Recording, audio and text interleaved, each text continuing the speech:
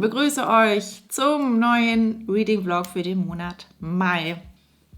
Ich habe hier einmal meine Muttertagsblümchen hingestellt, weil ich fand die so niedlich. Ich habe mich so darüber gefreut. Und es ist heute schon der 9. Mai tatsächlich. Der Mai ist schon, gut, hat schon gut Fahrt aufgenommen, sagen wir mal so. Andererseits aber irgendwie auch gar nicht so super spektakulär bisher. Ich habe hier Bücher liegen. Die Bücher, die ich aktuell lese, die möchte ich euch zeigen. Ich habe aber auch schon am Ende des letzten Reading Vlogs angekündigt, dass ich im Monat Mai, was die Leseliste angeht, das ein bisschen anders handhaben möchte als sonst. Erzähle ich gleich. Erstmal zeige ich euch aber die Bücher, die ich gerade lese. Und ich hoffe, dass es im Mai dann auch nicht nur bei diesen Büchern bleibt. Also, das glaube ich aber auch nicht. Also zumindest dieses Jahr, 2 von diesen 3 Büchern sind es, die jetzt hier gerade liegen, werde ich zeitnah beenden können. Und das erste ist, habt ihr jetzt auch schon mehrmals gesehen, ja, der Club der Rabenschwestern.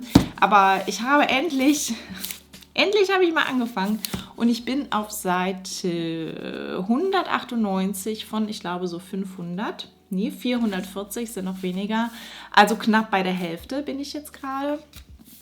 Und ich muss sagen, es gefällt mir sehr gut bisher. Ich mag wirklich so den Vibe einfach. Ich mag, dass es aus den Perspektiven von 2 sehr unterschiedlichen Charakteren erzählt wird. Wir haben nämlich einmal Vivi und wir haben Scarlett. Und Vivi kommt neu ans Westerly College, so heißt es. Sie beginnt dort ihr Studium und sie bemerkt halt schnell, es gibt eine Studentenverbindung, die anscheinend etwas ganz Besonderes ist, etwas auch so einen ganz besonderen Reiz auf alle Studenten ausübt. Und Scarlett ist Teil dieser Studentenverbindung und Vivi, eigentlich hat sie gar nicht groß vor, sich dort zu bewerben oder dort aufgenommen zu werden, aber irgendwie passiert es dann doch, dass sie Mitglied wird und sie stellt fest, nicht nur alle Mitgliederinnen dieser Studentenverbindung sind Hexen, sondern sie selbst auch. Ja, und dann geht es halt auch richtig los. Es gibt scheinbar eine Bedrohung für die Rabenschwestern, so werden die Mitglieder der Studentenverbindung genannt. Und ja, was das aber alles ist, das ist noch mega rätselhaft. Aber wie gesagt, ich lese es wirklich super gerne und ich freue mich auch, mich da hoffentlich gleich mit auf den Balkon zu setzen und ein bisschen drin lesen zu können. So, das zweite Buch habt ihr jetzt auch schon mehrmals hier gesehen in meinen Reading-Vlogs. Ein wenig Leben von Hanya Yanagihara. Ich habe seit dem letzten Mal, dass ich es gezeigt habe, immer noch nicht weitergelesen. Auch hier bin ich jetzt ungefähr bei der Hälfte, Seite 474. Wenn ich dann der Club der Rabenschwestern beendet habe, werde ich hier drin weiterlesen. Und mein aktuelles Hörbuch habe ich auch als Buch hier. Und zwar ist das Panic, wer Angst hat, ist raus von Lauren Oliver. Dieses Buch liegt schon sehr lange auf meinem Sub. Und ich habe dann entdeckt, dass es das Hörbuch hiervon bei Storytel gibt. Ich habe schon mal über Storytel erzählt. Ist ein Hörbuchanbieter, ein Streamingdienst und ich packe euch mal einen Link in die Infobox. Wenn ihr über diesen Link das kostenlose Probe-Abo abschließt, habt ihr 45 Tage, wo ihr das Ganze kostenlos testen könnt. Und außerdem ist das auch eine super Möglichkeit, mich zu unterstützen, da ich bei jedem abgeschlossenen Probe-Abo einen kleinen Beitrag erhalte. Jedenfalls lese ich dann jetzt im Prinzip endlich mal Panic nach langer, langer Zeit. Ich habe mich sehr gefreut. Ich habe ja sonst immer Hörbücher oft dazu genutzt, um neue Geschichten zu erfahren oder um Geschichten zu rereaden, um Reihen fortzusetzen. Ich habe aber dann mal Storytel auch so ein bisschen danach durchforstet, welche Bücher dort sind, die ich auf meinem Sub liegen habe, damit ich mit den Hörbüchern auch mal gleichzeitig so ein bisschen den Sub abbauen kann. Und ich habe Panic gefunden, unter anderem auch noch ein paar andere. Und ich habe es im Mai angefangen zu hören und ich bin da schon fast durch. Das ist auch nicht besonders lang. Ich höre aber auch bei fast doppelter Geschwindigkeit. Ich habe hier aber nur noch, ich glaube, 40 Minuten oder so zu hören. Also relativ bald werde ich das dann auch ins gelesene Regal stellen. Und dann auch noch dazu, was ich im Mai ein bisschen anders machen möchte. Denn es ist ja häufig so, dass wir uns diese Leselisten zusammenstellen und diese Listen dann abarbeiten. Und manchmal denke ich, es ist doch schade. Also mir hat das letztens gezeigt, dass ich nämlich ein Buch gelesen habe, auf das ich tierisch Lust hatte, das neu hier ankam. Und ich habe direkt angefangen zu lesen und ich habe es durchgesuchtet und ich hatte so eine Freude daran. Und ganz häufig ist das ja so, wir kaufen Bücher. Ich meine, wir Bücherwürmer kennen das, glaube ich, alle. Wir kaufen Bücher und weil wir in diesem Moment ganz große Lust auf diese Geschichten haben und letztendlich lesen wir sie aber nicht direkt, sondern stellen sie erstmal, ins Subregal und da bleiben sie dann eine ganze Weile stehen und diese Lust auf diese Geschichten nimmt dann halt irgendwann ab. So.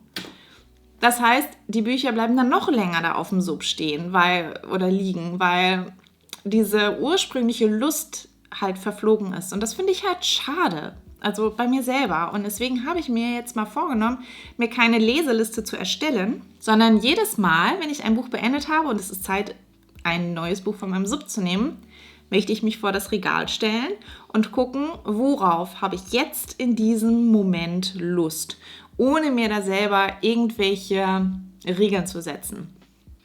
Ohne zu denken, ach nee, das ist aber ein neuer Reihenauftakt und eigentlich will ich gerade keine neue Reihe anfangen.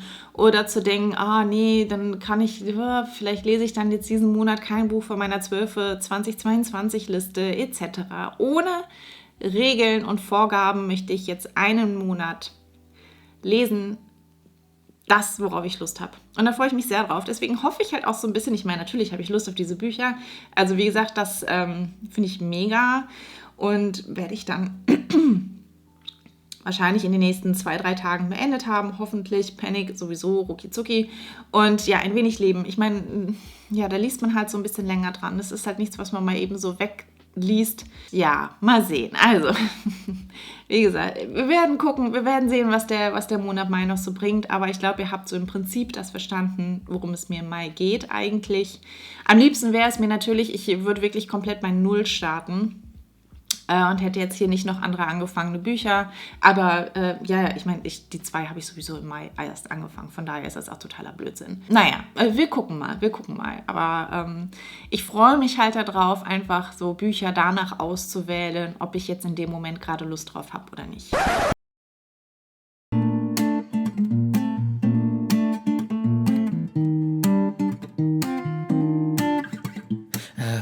It's not obvious, my friends, they all caught it saying I end up falling for you. I'm doing my best to hide these feelings, confessing is the last thing that I want to do. I know I can't be crushing on a girl who can't be here for long, so I told myself I should just stay away.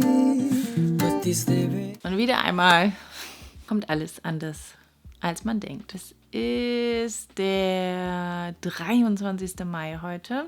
Also der Mai ist auch schon wieder ordentlich fortgeschritten.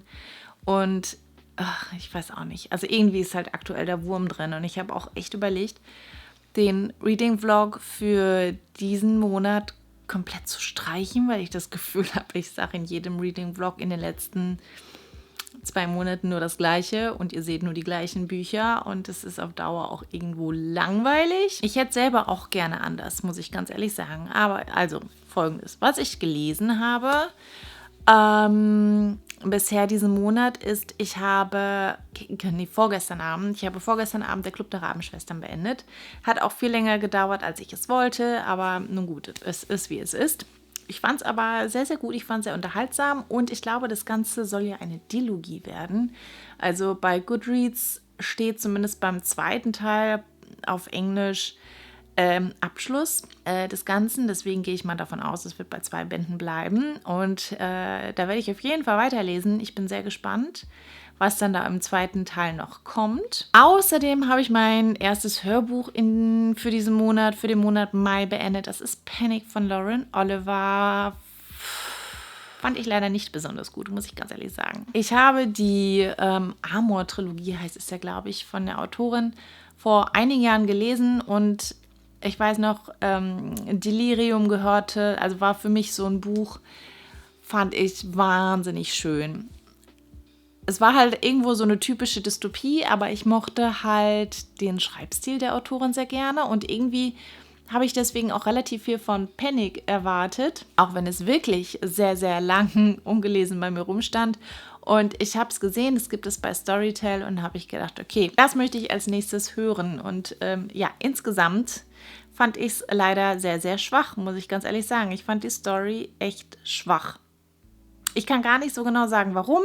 Ich fand es einfach nicht besonders spannend, habe mehr von der Geschichte an sich erwartet. Finde ich, muss man nicht lesen, muss man nicht gelesen haben. Ich habe vor ein paar Tagen dann ein weiteres Hörbuch angefangen und zwar ist das das Hörbuch zu einem Titel, den ich irgendwann mal zufällig, ich weiß gar nicht mehr wo, zufällig gefunden habe und mal auf meine Wunschliste gesetzt habe. Und dann habe ich gesehen, es gibt dieses Hörbuch dazu bei Storytel. Das höre ich jetzt als nächstes.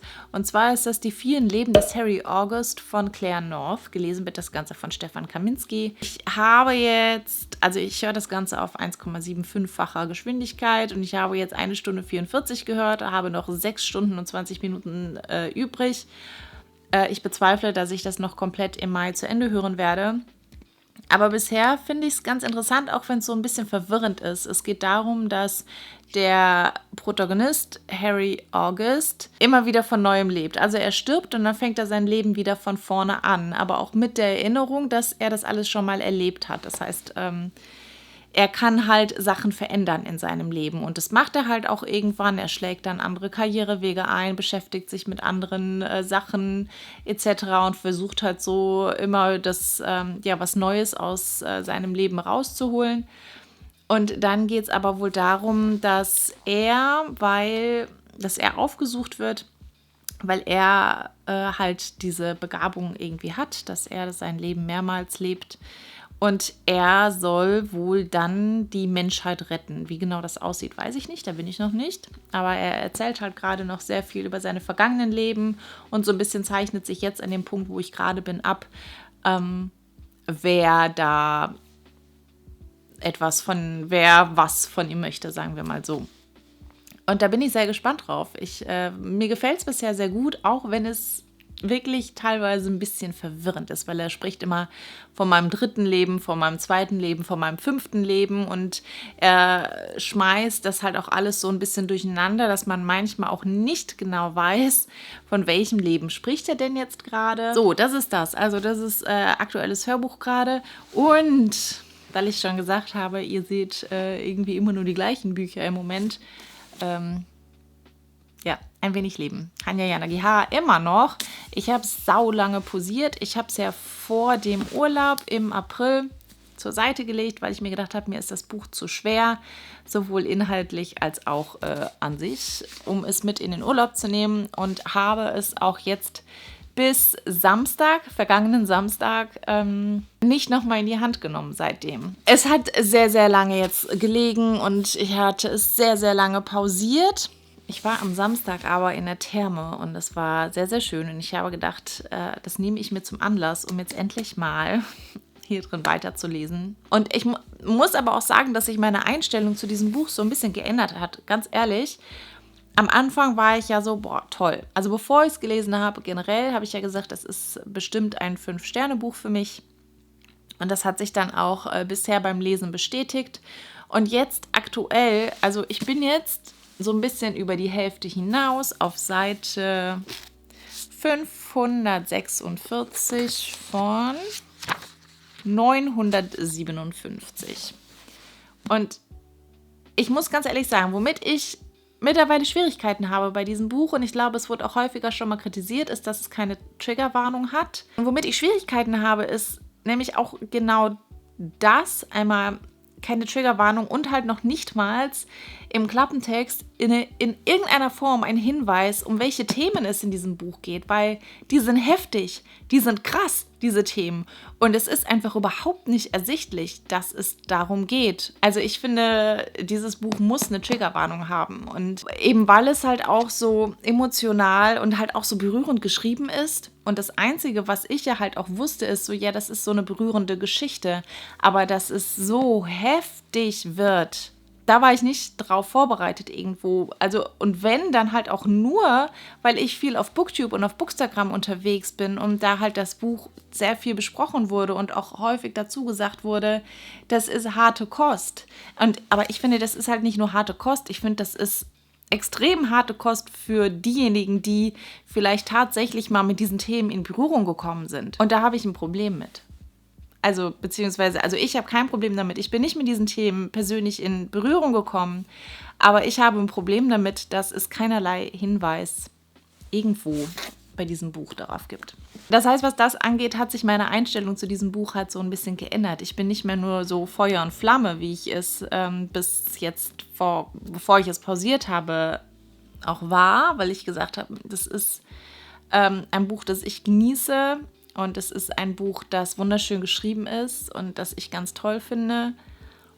Sondern aktuell sehe ich es halt irgendwie so ein bisschen kritischer, weil ich saß da in der Therme und habe da diese Sachen gelesen und es war einfach nur so krasser Scheiß. Richtig krasser Scheiß. Nun gut, so viel zu ein wenig Leben. Was ich dann schlussendlich drüber denken werde, wird man dann erfahren, wenn ich es beendet habe. Ob das jetzt im Mai noch passiert, kann ich ganz ehrlich nicht sagen. Ich werde jetzt die Gelegenheit nutzen, da ein bisschen weiterzulesen. Ich lese aktuell aber auch einen Erziehungsratgeber. Also wenn ich merke, so wir haben gerade eine schwere Phase hier zu Hause, bei was auch immer das betrifft, suche ich häufig Hilfe in Erziehungsratgebern und gucke, was gibt es da Passendes zu diesem Thema. Und das lese ich jetzt halt gerade parallel. Ich habe jetzt gerade viel drin gelesen und werde jetzt da aber ein Päuschen machen. Ich kann da nicht immer so viel dann in einem Rutsch weglesen von diesen Büchern. Man muss das ja auch irgendwo aufnehmen und dann hinterher anwenden können. Deswegen werde ich jetzt in Ein wenig Leben ein bisschen weiterlesen. 3, 2, 1. Arguing again, arguing about something so simple. Make it clear, tell me why you're running back to him. Feeling insecure, feeling like there's more to your character. Every tear that you cry is worth it in the end. But baby, tell me, how have you not figured it out?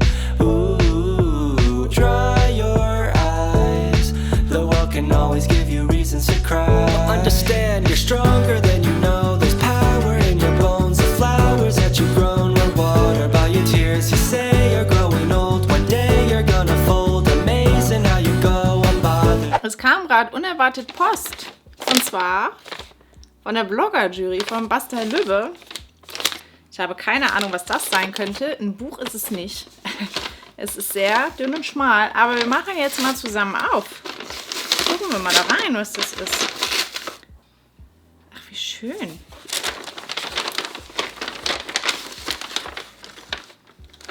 Also, es liegt ein Briefchen dabei. Liebe Bloggerinnen und Blogger, wir von der Blogger-Jury möchten heute einfach mal Danke sagen. Anbei findet ihr deswegen ein paar Kleinigkeiten, mit denen ihr hoffentlich die Frühlingsgefühle aus euren Büchern auf eure Fensterbank holen könnt.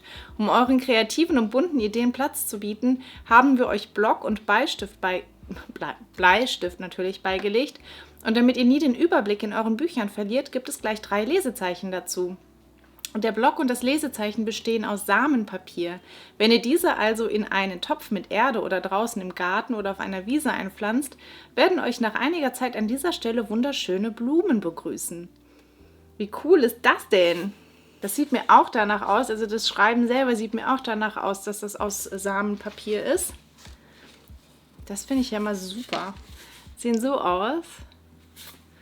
Das ist sehr cool. Und ein kleiner Block und der erwähnte Bleistift. Das ist doch mal eine sehr, sehr schöne Überraschung im Briefkasten. Vielen Dank an das Blogger-Jury-Team. Freue ich mich sehr drüber und ich werde das auf jeden Fall testen. Es ist ja fast zu schade, die schönen Lesezeichen einzupflanzen, ne? Aber ausprobieren werde ich das auf jeden Fall. Stichwort Frühling bzw. Sommer passt auch ganz gut. Ich habe nämlich heute so eine Beerentorte gebacken und es ist unfassbar lecker. Richtig gut geworden. Es ist saulaut gerade, weil es läuft Waschmaschine und Spülmaschine gleichzeitig.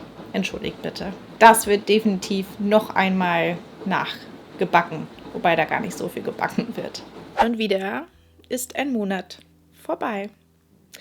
Damit wäre der Mai zu Ende und irgendwie so ganz begreife ich es immer noch nicht, dass die Hälfte des Jahres schon wieder fast rum ist. Es wird Zeit für ein 12.2022 Update und es wird dann auch schon fast Zeit für die ersten Halbjahresfavoriten. Ja, Videos, die dann im Juni und Juli kommen werden. Könnt ihr euch schon mal drauf freuen. Ich bin auf jeden Fall sehr gespannt, was denn jetzt letztendlich so meine Highlights in diesem ersten Halbjahr werden. Ich habe nämlich noch gerade gar keine Idee. Eigentlich möchte ich mich aber auch nur kurz verabschieden. Dieser Reading-Vlog ist an dieser Stelle zu Ende. Ein wenig Leben, immer noch nicht beendet. Aber das ist okay. Das ist okay. Dann im Juni wahrscheinlich, hoffentlich. Ich versuche noch für diesen Donnerstag, also in ein paar Tagen, das Video fertig zu machen. Wirklich, ich versuche es. Ich versuche es ganz, ganz doll. Und ja, also hoffentlich sehen wir uns diese Woche Donnerstag und wenn nicht, sehen wir uns nächste Woche Donnerstag. Und ja, ich hoffe, der Vlog hat euch gefallen. Bis dann. Tschüss.